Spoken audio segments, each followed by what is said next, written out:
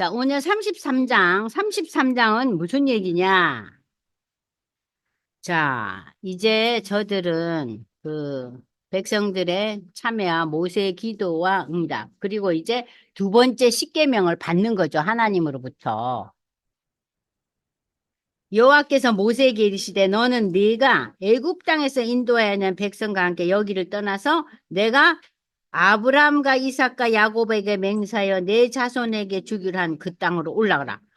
33장 1절을 보니까 하나님께서 완전히 뜻을 돌이키셨죠. 모세야, 네 후손에게 내가 이거 주겠다 그랬으니 지금 뭐라 그래요? 아브라함과 이삭과 야곱에게 약속한 응? 그 언약대로 33장 1절. 자, 거기로 이제 가거라. 이제 새로운 시작이 시작됐어요. 내가 사자를 너보다 앞서 보내어 가나안 사람과 아모리 사람, 이건 누구예요? 지금 현재 가나안에서 살고 있는 토착민들이에요. 가나안 사람, 아모리 사람, 헷 사람, 브리스 사람, 히위 사람, 여부수 사람들을 네가 도착하기 전에 다 정리정돈할게. 그리고 너희를 젖과 꿀이 흐르는 땅에 이르게 하리니 나는 너희와 함께 올라가지 아니하리니 너희는 목이 곧은 백성이지 내가 길에서 너희를 침략해. 그러니까 하나님께서는 사자를 보내서 인도는 하시지만 직접 너희와 일일이 같이 함께 하지 않겠다. 왜냐하면은 니네 하는 짓거리 보면은 또 내가 열받아서 지금까지 이 모든 것들이 다시 또 무가 될 수가 있으니까 일단 사자만 보내겠다. 그렇게 얘기하시는 거예요. 백성들이 이 준엄한 말씀을 듣고 준엄한 말씀이 뭐예요? 이 두렵고 떨리는 말씀. 응? 응? 막 저주와 같은 이 슬픈 말씀을 듣고 놀래가지고 자기의 몸을 단장하지 아니하니 자 여기에서 단장하지 아니한다는 표현이 나옵니다. 여호와께서 모세에게 이르시기를 이스라엘 자손에게 이르라 너희는 목이 곧은 백성이지 내가 한순간이라도 너희 가운데 이르면 너희를 진멸하리니 너희는 장신구를 떼어내라. 그리하면 내가 너희에게 어떻게 할 것인지를 정하겠노라. 자, 이 이스라엘 자손이 호렙산에서부터 그들의 장신구를 떼어내라. 그들이요, 금부치를 받아왔잖아요. 금부치 말고 또 여러 가지 뭐 보석 달린 이런 것도 이제 주워 온 것들, 받은 것들을 달고 이러는데 이 장신구를 내려놨다는 거예요. 자, 장신구를 내려놨다는 것은 그럼 우리가 장신구를 다는 거는 옛날에는요 남자들도 이걸 많이 달았어요. 응? 남자들도 우리 옛날 영화 보면 이렇게 팔찌도 하고 막 그러잖아요. 목걸이도 하고 그것도 우리처럼 요즘은 우린 얇은 거지만 그들은 엄청 두꺼운 걸 했죠. 영화에서 보셨잖아요. 금덩어리 막. 근데 이 모든 장신구의 가장 큰 특징은 자기를 돋보이게 하잖아요. 자기를 멋지게 하는 역할을 하잖아요. 그러니까 이 장신구를 달지 않는다는 것은 나를 내려놓는 거예요. 내가 돋보이게 하는 모든 것을 일체 다 내려놓겠다. 그리고 이 장신구는 그 시대에는 고대사회에서 장신구는 아주 그 우상숭배와 제약과 세속적인 의미를 많이 가져 있어서 요즘도 보면요 어떤 분들 보면은 이렇게 팔찌를 했는데 그 전체를 뱀으로 막 하고 그런 분들 있잖아요.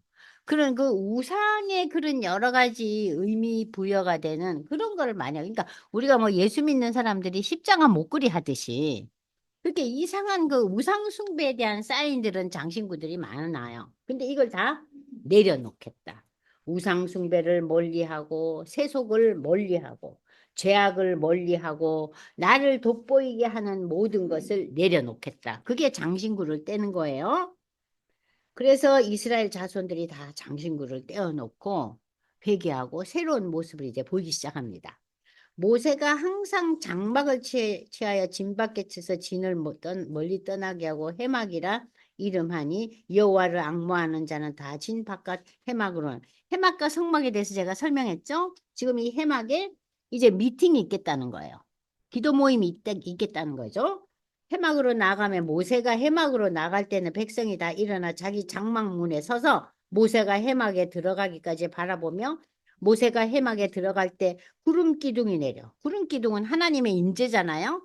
하나님이 임재가 내려서 해막문 앞에 서면 여호와께서 모세와 말씀을 나누세요. 말씀하시니 모든 백성이 해막문에 구름 기둥이 서 있는 것을 보고 다 일어나 각기 장막문에 서서 예배하며 하나님 앞에 예배하며 사람이 자기의 친구가 이야기함처럼 여호와께서는 모세와 대면하여 말씀하시며 모세는 진으로 돌아오니 눈의 아들 젊은 수종 여호수아는 해막을 떠나지 아니하였더라. 모세가 하나님을 대면하여 친구처럼 말씀하셨다. 자, 우리 민수기 12장 8절을 한번 찾아보겠습니다. 민수기 12장 8절. 자, 보세요. 네. 자, 12장 8절. 네. 민수기 12장 8절. 자, 여기 보면요. 모세가 이 1절에 보면은 구스 여자를 취하였더니 그 구스 여자 문제로 모세의 누나 미리암과 형님 아론이 모세를 비방하고 나섰어요. 그들이 이르되 여호와께서 모세와만 말씀하셨느냐? 우리도 말씀하고 우리도 들었다. 이 얘기 두 사람의 얘기를 여호와께서 들으셨더라. 그런데 이 사람 모세는 온유함이 지면의 모든 사람보다 더하더라. 이거 대단한 표현 아니에요? 모세는 온유함이 지면의 모든 사람보다 더하더라. 저는 온유함이라는 단어에 대해서 참 뭐라 그럴까요? 마음이 그냥 어쩔 줄을 모르겠어요. 이 온유한 자에 대한 그 하나님의 축복이 있잖아요. 예수님의 그 말씀에. 이 온유함이 이 지구상에서 가장 최고조에 달한 사람이 누구예요? 모세라는 거예요. 모세. 근데 모세가 능력도 있고 인물도 잘나고 모든 게 다 갖췄으니 이 모세는 하나님이 오만 개 때만 거 다 주셨네 싶은 거예요. 온유함까지 주셨어요. 자, 그랬더니 여호와께서 갑자기 모세 아론과 미리암에게 이르시되 너희 세 사람은 해막으로 나오라. 그 세 사람이 나오매 여호와께서 뭐라 그래요? 구름 기운 가운데서 강림하사 아론과 미리암 이리 오너라. 내 말을 들으라. 너희 중에 선지자가 있으면 여호와가 한상으로 나를 그에게 알리기도 하고 꿈으로 그와 말하기도 하거니와 내 종 모세와는 그렇지 아니하니 그는 내 온 집에 충성함이라. 그와는 내가 대면하여 맹백히 말하고 은밀한 말로 하지 아니하며 그는 또 여호와의 형상을 보거늘 너희가 어째서 내 종 모세 비방하기를 두려워하지 아니하느냐. 여호와께서 그들을 향해서 진노하시고 미리암은 나병에 걸렸다. 응? 걸려 눈과 같이 몸이 휘어졌어요. 아론이 미리암을 본 적 나병에 걸렸더라. 자, 여기에서 우리가 알 수 있는 것은 너희가 그렇게 모세를 몰아붙이고 우리도 하나님과 대화하고 우리도 기도하는 사람이다. 그런데 우리가 이제 모세가 구스 여자를 취한다는 거 이거에서 이제 우리가 이 학자들은 그래요. 그때 이 모세가 아내가 세상을 떠나지 않았는가 뭐 여러 가지 얘기들을 하고 있어요. 어쨌든 구스 여자라 그러면은요 흑인이에요. 그래서 이제 여기서 문제가 되고 있는 것은 이스라엘 여자가 아니고 구스야 아마 종이겠죠. 그잖아요. 그런 종이나 뭐 이렇게 심부름하는 그런 여자였을 것 같아요. 얼굴이 시꺼먼 구스 여자. 자, 그래서 이게 문제가 됐을 때 하나님께서 지금 모세에게 뭐라 해요? 지면에서 가장 온유한 자다.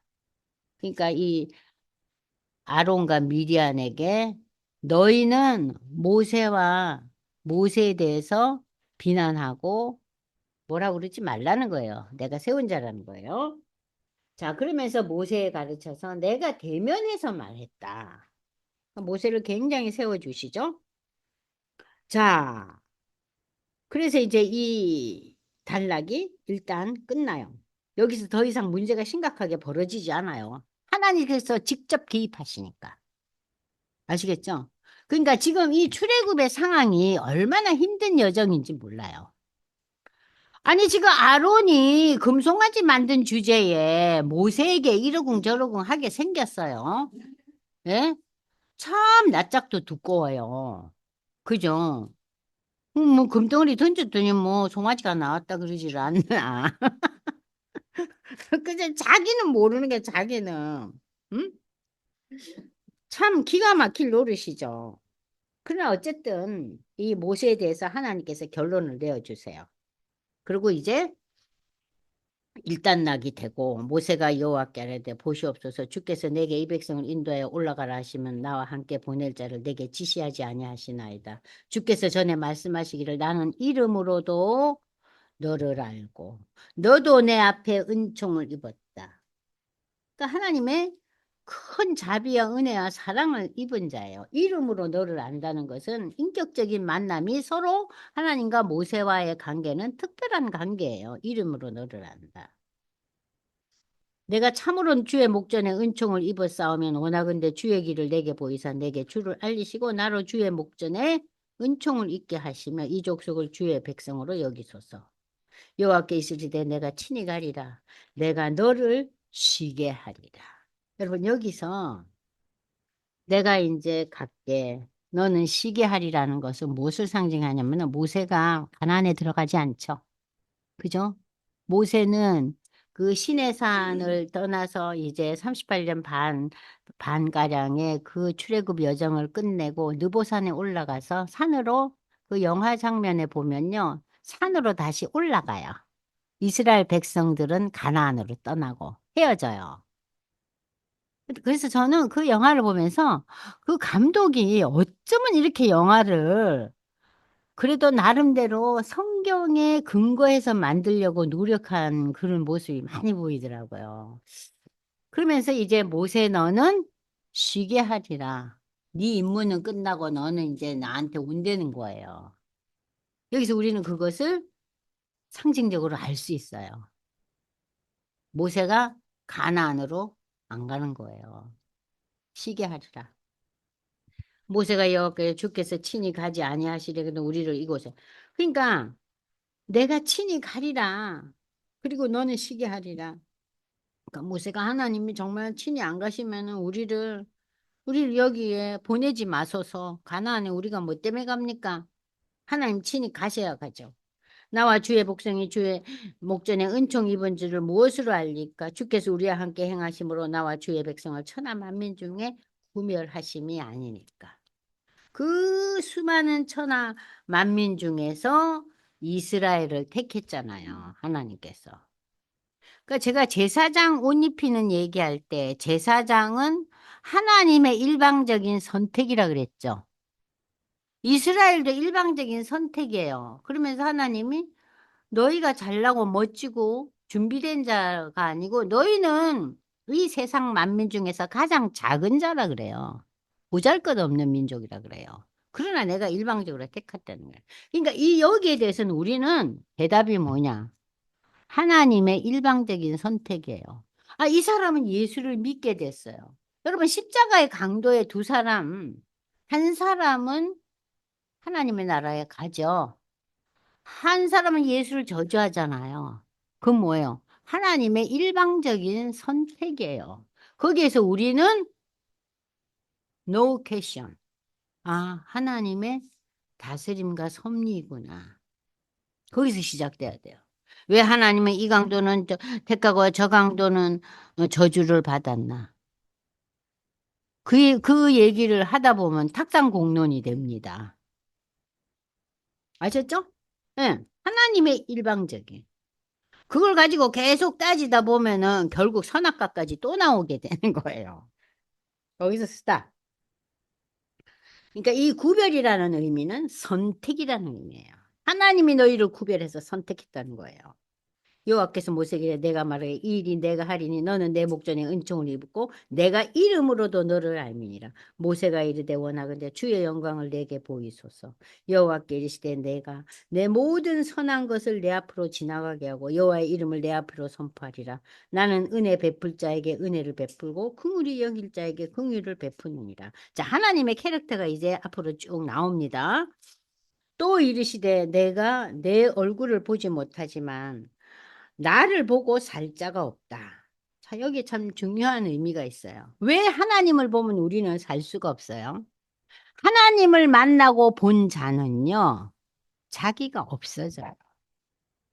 다시 말하면, 하나님을 경험하고 하나님의 실존을 체험하고 하나님을 직접 본 자는 어디 감히 나를 주장해?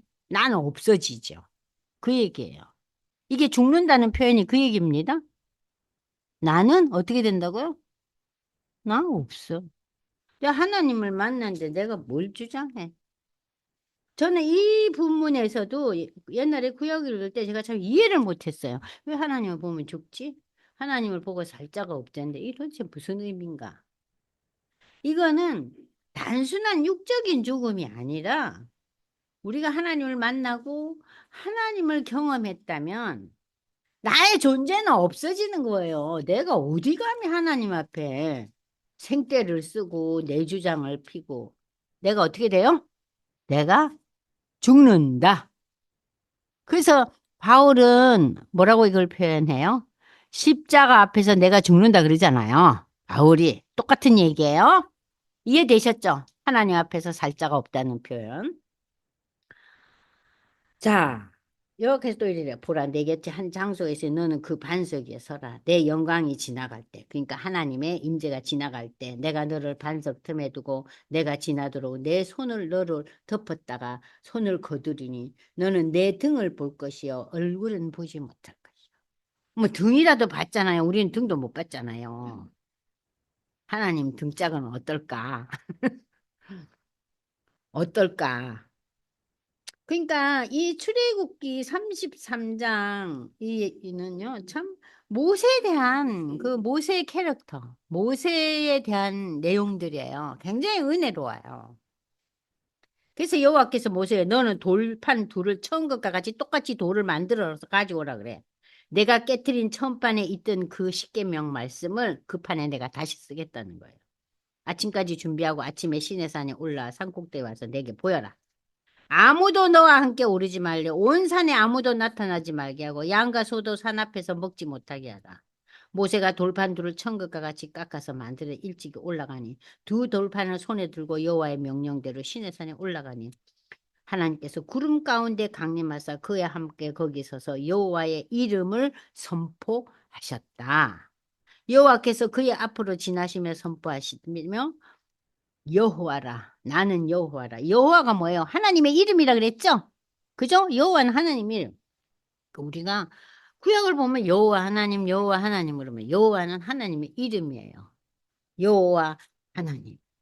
자비롭고 은혜롭고 노하기를 더디하고 인자와 진실이 많은 하나님이다. 인자를 몇 대까지요? 3대까지. 그리고 또 뭐라 그러죠? 응?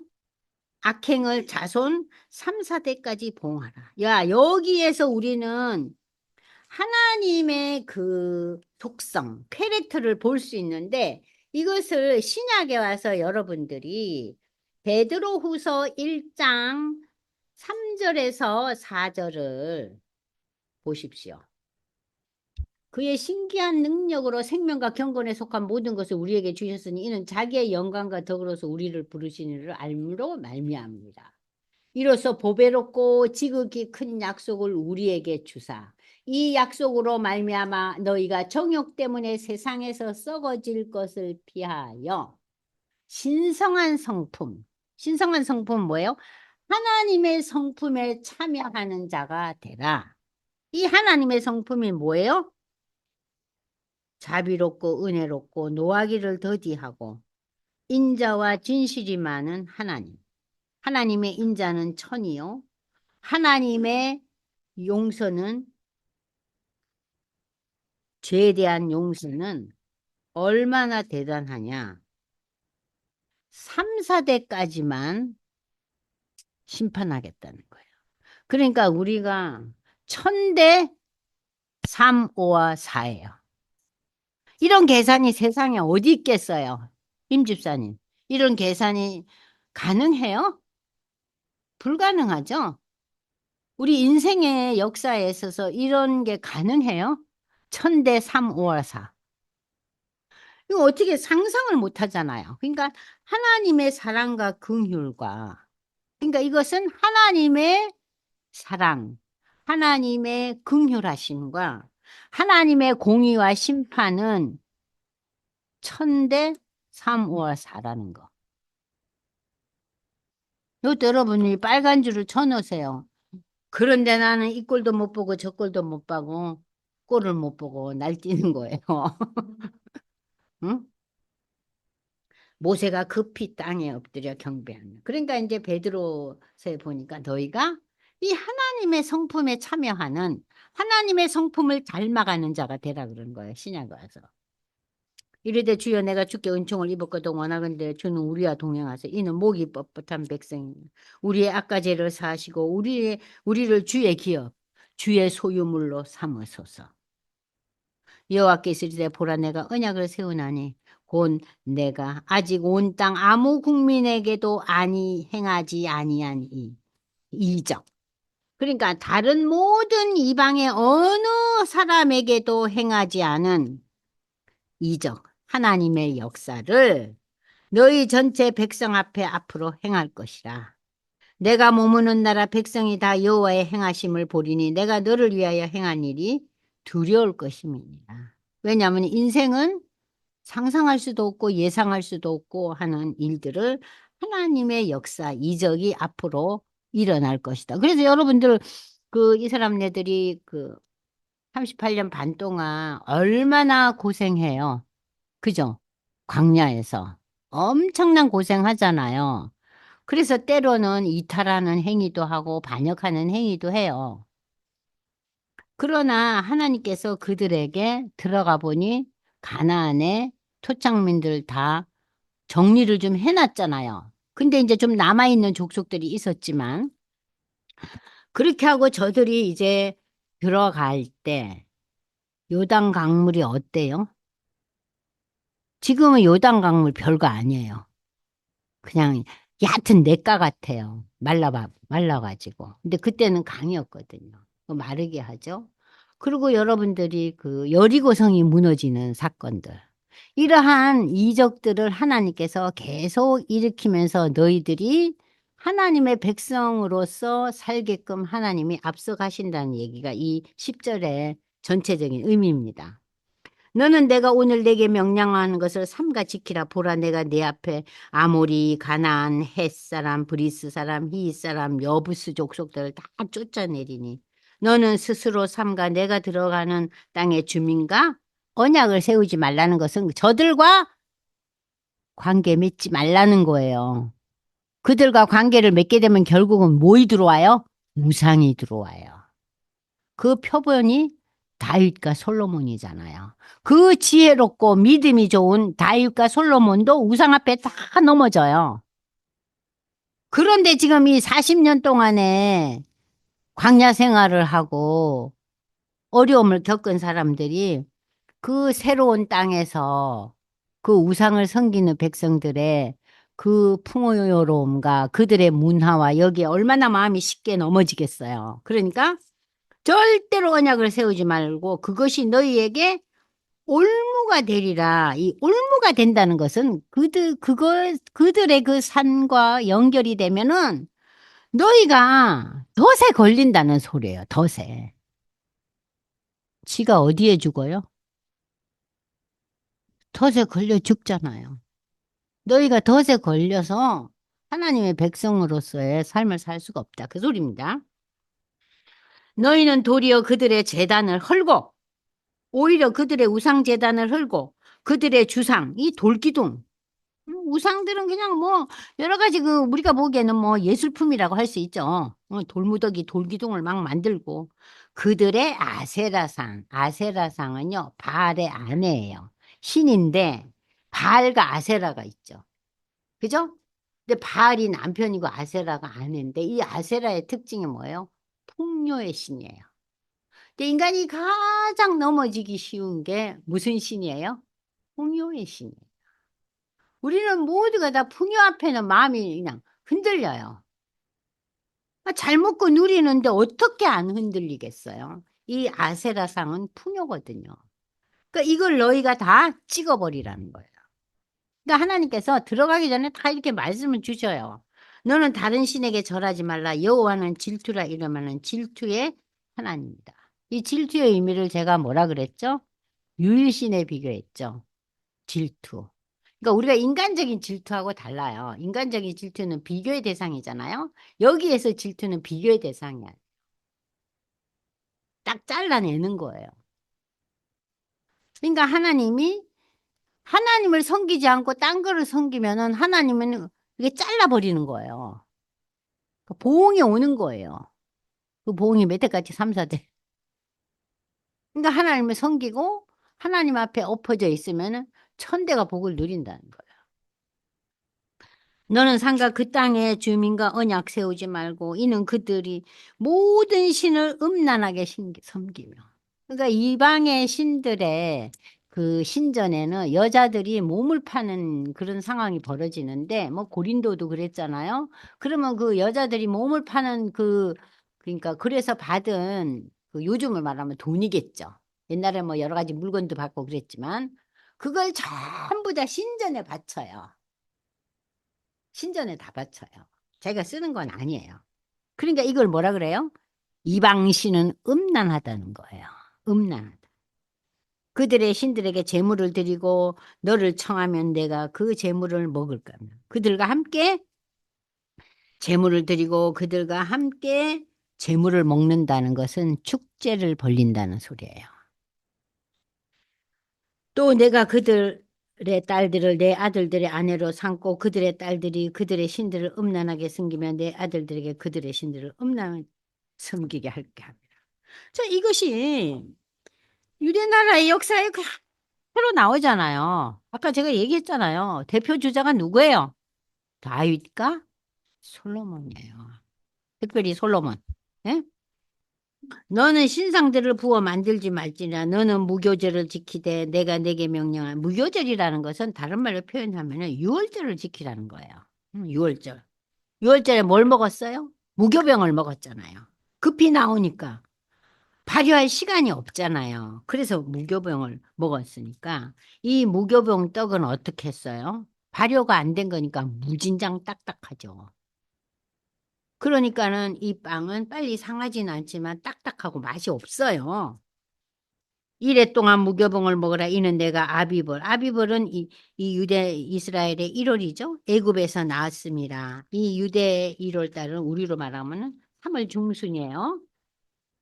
모든 첫 태생은 다 내 것이며 내 가축의 모든 처음 난 그 수컷인 소와 양도 그러하며 나귀의 첫 새끼는 어린 양으로 대속할 것이다. 왜 나귀를 어린 양으로 대속의 제사를 지으라 하는 특별한 의미가 있어요. 왜냐하면은 이 나귀가 그 당시에 교통수단이었어요. 이 시대는 뭐 자동차고 기차고 아무것도 없잖아요. 그러니까 나귀에다 뭘 싣고 댕기고 애들도 태우고 댕겼는데 나귀가 레위기에 의하면 부정한 동물이에요. 나귀는 대세김질도 안 하고 굽도 갈라지지 않은 동물을 하나님은 부정한 동물이라고 레위기에 있는데 이 부정한 동물이기 때문에 이것을 대속을 그 과정을 거치라는 거예요. 그러니까는 이 나귀가 이 이스라엘 백성들의 유일한 이 교통수단이고 그렇기 때문에 이 동물이 특별한 역할을 하고 있으니까 이 동물에 대해서도 대속 제사를 하라는. 그렇지 아니하면 그 목을 꺾을 것이다. 목을 꺾는다는 거는 뭐예요? 죽는다는 죽이라는 거죠. 내 아들 중 장자는 다 대속할지며 빈손으로 내 얼굴을 보지 마라. 자, 장자는 하나님과 그 대속의 제물을 드려야 된다는 거예요. 그 아들에 대해서. 그 대를 이어가니까. 하나님의 것이니까. 너는 여세 동안 일하고 일곱째 날에는 실지니 바깔 때 거둘 때 실지며. 이게 이제 안식일 개념이죠. 이게 지금 유월절 얘기하고 그다음에 안식일 얘기하고 77절 곧 맥주의 초실절 이건 오순절이에요. 오순절. 77절이라는 것은 77이 49죠. 49 다음에 오는 첫날이 50일이잖아요. 그래서 이 날이 오순절이에요. 때로는. 응? 그래서 이 오순절, 이 77절에 뭐가 되냐면은 이 50일째 되는 날이 이스라엘 백성들이 애굽을 떠나서 50째 되는 날 뭘 받아요? 말씀을 받잖아요. 오순절은 말씀을 받은 날이에요. 그럼 신약에 와서 오순절은 무슨 날이에요? 성령을 받은 날이에요. 아시겠죠? 자, 그리고 새말에는, 연말에는 수장절을 지키라. 수장절은 초막절. 초막절은 뭐냐? 너희가 이렇게 초막을 짓고 이 광야 생활, 그 어려운 광야 생활을 했지만 하나님께서 구름 기둥과 불 기둥을 주시고 하나님께서 만나를 주시고 메추라기를 주시고 하나님께서 니네들이 나올 때 10가지 재앙을 유, 애굽 땅에 뿌리고 홍해 바다를 열게 하시고 시내산에서 말씀을 주시고 이 모든 것을 이제 초막절에 기억하며 이 초막절이 세 말이니까 연말이잖아요. 이때가 추수감사절이에요. 그러면 그러니까 지금 이스라엘의 중요한 절기는 뭐예요? 처음에 유월절, 무교절이라고도 하고 두 번째는 뭐예요? 오순절, 칠칠절. 그 다음에는 또 뭐예요? 수장절, 초막절, 추수감사절. 이 세 절기는 뭐라 그래요? 너희의 모든 남자는 매년 3번씩 이 세 절기를 주 여호와 이스라엘의 하나님 앞에 드러내고 예물을 드리고 제사 지내라는 거예요.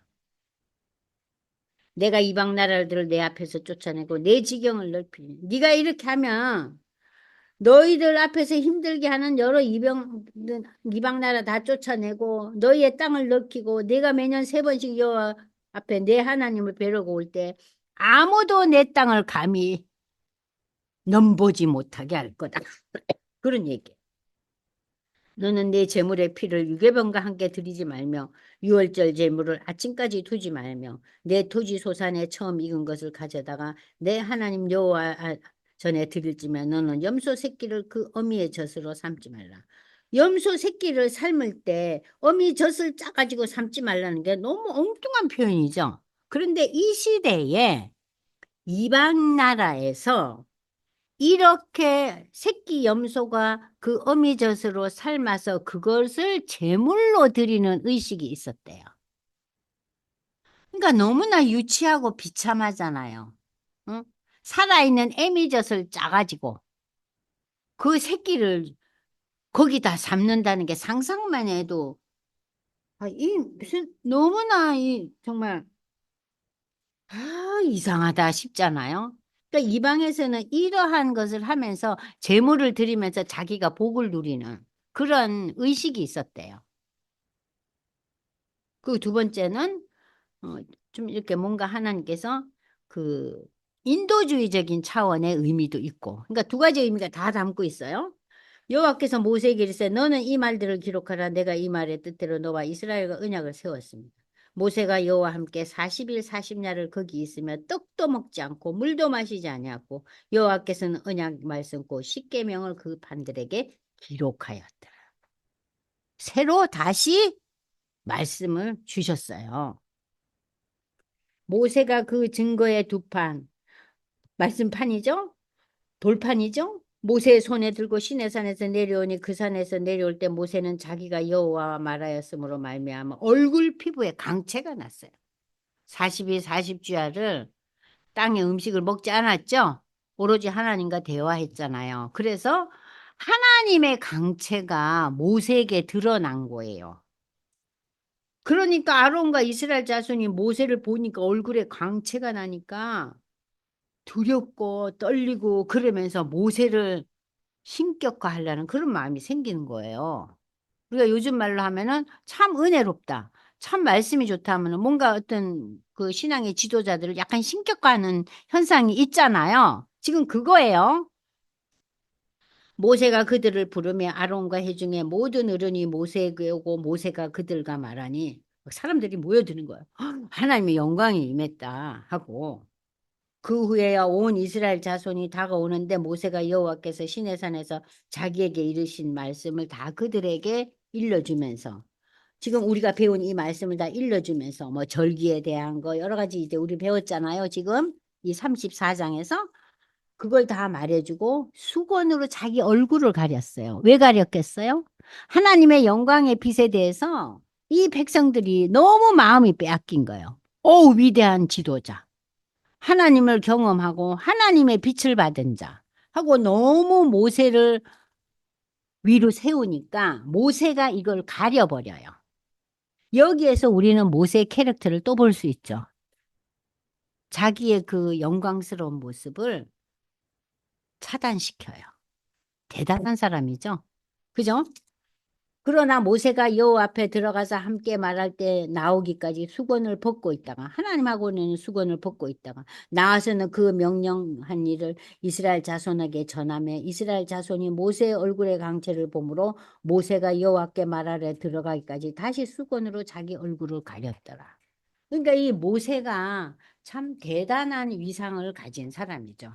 자기를 신격하고 자기의 그 빛나는 광채를 보고 사람들이 엎어지니까 가려버려. 우리 같으면 어때요? 더 봐라. 내가 이런 사람이다. 어? 너희들은 하나님을 섬기지만 하나님 다음으로는 나를 섬겨야 된다. 그러지 않겠어요? 응? 그래서 여러분들 마지막으로 고린도후서 3장 7절에서 바울은 여기에 대해서 어떻게 얘기하고 있나 보세요. 시작. 고린도 후서. 네, 고린도 후서 3장 7절에서 18절까지 있겠다. 돌에 써서 새긴 죽게 하는 율법 조문에 직분도 영광이 있어 이스라엘 자손들은 모세의 얼굴이 없어질 영광 때문에도 그 얼굴을 주목하지 못하였거든. 못하게 했잖아요. 모세가. 그죠? 모세가 아무리 빛나는 얼굴이라 해도 모세의 그 영광은 사라지죠. 한시적이잖아요. 하물며 영의 직분은 더욱 영광이 있지 않아 하겠느냐. 정죄의 직분도 영광이 있은즉 의의 직분은 영광이 더욱 넘치리라. 영광되었던 것이 더 큰 영광으로 말미암아 이에 영광이 될 것이 없으나 없어질 것도 영광으로 말미암은 즉 길이 있을 것은 더욱 영광. 지금 이 바울 사도가 얘기하는 것은 그 위대한 지도자 모세가 하나님의 영광을 경험하고 영광의 빛을 받은 존재를 할지라도 그 영광은 어떤 거예요? 사라진다는 거예요. 그 영광에 너희가 마음을 두지 말라는 거예요. 어디의 영광에? 하나님의 영광. 예수 그리스도를 통한 그 영광에 너희가 주목하라는 거예요. 우리는 모세가 이스라엘 자손들에게 장차 없어질 것에 결국을 주목하지 못하게 하려고 수건을 그 얼굴에 쓴 것 같이 아니하노라. 우리는 그 얼굴에 쓴 것 같이 그거 가지고 열광하고 그거에 우리가 마음 뺏기지 않아. 그러나 그들의 마음이 완고하여 오늘까지도 구약을 읽을 때 그 수건이 벗겨지지 아니하고 있으니 그 수건은 그리스도 안에서 없어질 것이라. 우리는 예수 안에서 인간의 영광을 보지 않잖아요. 그죠? 너무나 위대하고 대단한 목회자가 있고 은혜로운 자가 일지라도 우리가 초점을 맞추는 신앙의 본질은 어디에 있어요? 예수 그리스도에게 있잖아요. 그 예수에 대한 하나의 증거자일 뿐이에요. 그죠? 그러나 언제든지 주께로 돌아오면 그 수건이 벗겨지리라. 이제 수건이 벗겨져도 우리는 어떤 특별한 사람의 영광과 그 능력과 지혜와 하나님이 주시는 아름다운 것들에 대해서 우리는 결코 도취되지 않아요. 안건사님 그렇지 않아요? 거기에 우리가 도취되지 않죠. 그 은혜를 받는 거죠. 그 사람이 예수님은 아니잖아요. 아, 저 목사님 설교 너무 좋아. 내가 정말 새로운 것을 체험하게 돼서 너무 감사. 저 목사님 좀 오래 사시면 좋겠네. 그것이 우리의 기도고 목사님을 향한 기도지. 그 목사님이 예수님보다 위에 서 있으면 그것은 이건 뭐예요? 이게 이단으로 넘어가는 거예요. 이게 이단으로 넘어가는 거예요. 이게 신비주의로 넘어가는 거예요. 지금 모든 세상의 이단이 다 거기서 오는 거예요. 그들이 너무나 큰 체험을 다 했어요. 근데 영광이 보이지. 거기에 빠지는 거예요. 지금 바울이 지금 그 얘기하고 있는 거예요. 근데 이 모세는 어때요? 보지 마라. 모세가 대단한 존재죠? 응? 자기를 가려요. 하나님께 놀라운 거 받은 거를. 나한테 빠지지 말라고. 얼마나 대단한 인물이에요. 그래서 우리가 출애굽기를 통해서 모세를 만나는 게 정말 이 모세는 예수 그리스도의 그림자 역할을 한 거예요. 그림자지만 본질은 아니잖아요. 그죠? 그림자예요. 모세는 예수의 그림자일 뿐이에요. 자, 오늘 우리가 31, 32, 33, 34장 이게 역사적인 얘기도 있었고 그 성막에 대한 마무리장도 있었고 하기 때문에 여러분들이 너무 많은 얘기를 들어서 지금 이제 들을 때 자체는 다 아는 것 같고 이해가 되지만 시간이 지나면 많이 잊어버려요 또. 그러니까 이번 주 한 주 동안도 좀 읽어보시고 그리고 이제 35, 36, 37, 38장 다음 주에 하고요. 마지막 날 39, 40장 하고 전체적인 리뷰할 거예요. 마지막 날 12월 3일 날. 네, 그리고 종강하겠습니다. 기도하겠습니다. 네, 또 질문이 있어요? 무슨 질문이에요? 빨리 하세요. 시간이 많이 갔으니까. 네, 예, 그렇죠. 대면했다는 거죠. 대면했다는 거죠. 있죠. 예, 예. 특별히. 왜냐하면은 하나님의 형상이라는 것이 우리잖아요. 우리가 하나님의 형상이잖아요. 그러니까는 모세는 하나님과 대면했다는 것은 그, 예, 형상을 봤다는 것이지만 마지막에 무슨 얘기가 나왔어요? 이 모세가 하나님의 얼굴을 보여주지는 않았다 그랬죠. 등만 봤다 그랬잖아요. 그러니까 대면은 했지만 얼굴은 보여주시지는 않은 것 같아요. 예, 예, 예, 예, 예. 그러니까는 그러니까는 하나님을 경험을 했지만 대면은 했지만 얼굴과 얼굴로 내가 집사님 만나도 집사님 어제 뭐 했어? 나는 뭐 했는데 이렇게 만나지는 않은 거죠. 이 대면이라는 것은 아까 뭐라 그래요? 다 죽는다 그랬잖아요. 그 시대에는. 이해되셨어요? 네. 기도하고 마무리하죠. 하나님, 오늘 저희가 또 출애굽기의 그 30장 이후에 성막에 그 이루어지는 건축 과정을 보면서 브살렐과 훌에 대한 내용, 또 이스라엘 백성들의 그 금송아지 만드는 사건들, 참 이런 역사적인 사건들을 보면서 인간의 연약함과 인간의 온전치 못함을 다시 한번 발견하게 됩니다.